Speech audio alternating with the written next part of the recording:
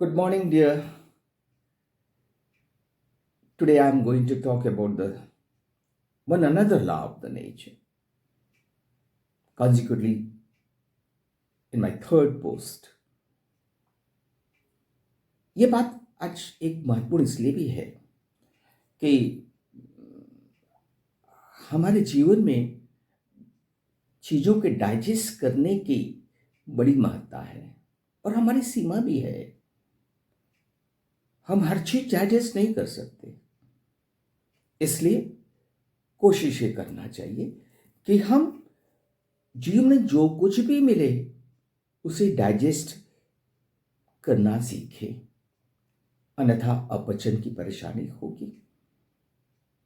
बहुत साल पहले जब मैं स्कूल पढ़ता था तब अपचन को लेकर एक बाल भारती में पाठ पाठ्य होता था। उस समय तो नहीं समझ में आया था कि उसका क्या महत्व है, क्योंकि वह कहानी का स्वरूप था। परंतु आज एक मनोवैज्ञानिक के रूप में मुझे महसूस होता है कि हमारे लिए प्रैक्टिकली पॉसिबल नहीं है कि हम हर चीज को डाइजेस्ट करते हैं, और हर लोग, कई प्रकार के लोग हैं जो अलग अलग चीज को डाइजेस्ट नहीं कर पाते।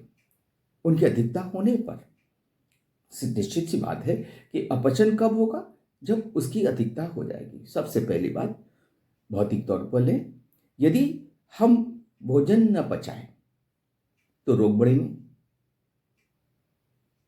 समझने की बात है, क्या होता है यदि अपचन हो तो? यदि हम भोजन नहीं पचा पा रहे हैं तो अपचन होगा। अपचन होगा तो रोग बढ़ेगा। पैसा नहीं पचा पाए हम तो दिखावा बढ़ेगा। ऐसे कई लोग आसपास हैं हमारे जो दिखावा इसलिए करते हैं ताकि लोग जान सकें कि उनके पास काफी पैसे हैं, क्योंकि अपने पैसे को पचा नहीं पा रहे हैं, सत्कार्यों पर नहीं लगा पा रहे हैं, दान पुण्य में नहीं लगा पा रहे हैं, इसलिए वो दिखावे की चीज में लगाते हैं ताकि उनका इंप्रेशन एक रिच व्यक्ति के रूप में हो। ऐसा प्रशंसा के रूप में भी होता है, प्रशंसा के संदर्भ में भी होता है।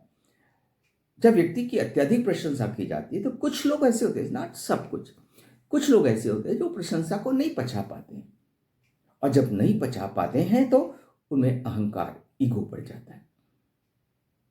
इसलिए ज्ञानी लोग कहते हैं कि नम्र बने।